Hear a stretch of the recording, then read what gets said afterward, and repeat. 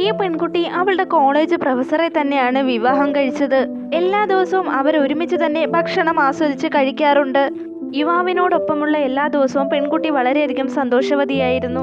അവർ തമ്മിൽ ഒരിക്കൽ പോലും വഴക്കുകളോ തർക്കങ്ങളോ ഉണ്ടായിരുന്നില്ല. പെൺകുട്ടിക്ക് കോളേജിൽ ചെയ്തു തീർക്കേണ്ടിയിരുന്ന പ്രോജക്റ്റുകളും റിപ്പോർട്ടുകളുമെല്ലാം ചെയ്യാനായി യുവാവ് അവളെ സഹായിക്കുന്നുണ്ട്.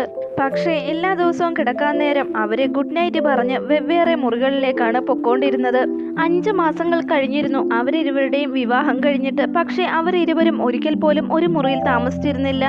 ഒരു ദിവസം യുവാവ് അമിതമായി മദ്യപിക്കുന്നു. 2 സുഹൃത്തുക്കൾ ചേർന്നാണ് അയാളെ താങ്ങിക്കൊണ്ട് പുറത്തേക്ക് കൊണ്ടുവരുന്നത്. ഈ സമയത്ത് പെൺകുട്ടിയാവട്ടെ അയാൾക്ക് വേണ്ടി 2 മണിക്കൂറായി വെയിറ്റ് ചെയ്ത് പുറത്ത് തന്നെ നിൽക്കുകയായിരുന്നു. പെൺകുട്ടിയെ കണ്ടുകൊണ്ട് യുവാവട്ടെ അവളുടെ അടുത്തേക്ക് ചെല്ലുന്നു. ഈ സമയത്ത് വഴുതി വീഴാൻ പോയ അയാളെ ആവട്ടെ അവൾ ചേർത്ത് പിടിക്കുന്നു.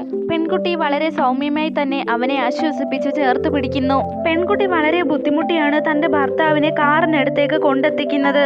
പക്ഷേ പെൺകുട്ടി യുവാവിനെ കാറിലേക്ക് കയറ്റുന്നതിനിടയിൽ അയാളുടെ തല അബദ്ധത്തിൽ ഇടിക്കുന്നു. ഉടനടി തന്നെ പെൺകുട്ടി 3 പ്രാവശ്യം കുനിഞ്ഞുകൊണ്ട് അയാളോട് ക്ഷമാപണം നടത്തുന്നു. ഈ സമയത്ത് അവളുടെ ഭർത്താവ് സംശയത്തോടെ ചോദിക്കുന്നുണ്ട്, ഇങ്ങനെ 3 പ്രാവശ്യം കുനിയുന്നത് എപ്പോഴാണെന്ന് നിനക്കറിയാമോ എന്ന് ചോദിക്കുന്നു. അവൾക്ക് അറിയില്ല എന്ന് പറയുന്നു. ഈ സമയത്ത് അയാൾ പറയുന്നുണ്ട്, 3 പ്രാവശ്യം തല കുനിക്കുന്നത് മരണാനന്തര ചടങ്ങുകൾക്കാണ്. താൻ മരിക്കണമെന്ന് അവൾക്ക് ആഗ്രഹമുണ്ടോ എന്ന് അയാൾ ചോദിക്കുന്നു. ഉടനടി തന്നെ പെൺകുട്ടി പരിഭ്രാന്തിയിൽ അയാളോട് ക്ഷമാപണം നടത്തുന്നു. ഒരിക്കലും അങ്ങനെ കരുതിയല്ല ചെയ്തത്, തനിക്ക് ഇതിനെപ്പറ്റി അറിയില്ലായിരുന്നു എന്ന് അവൾ വിശദീകരിക്കുന്നു.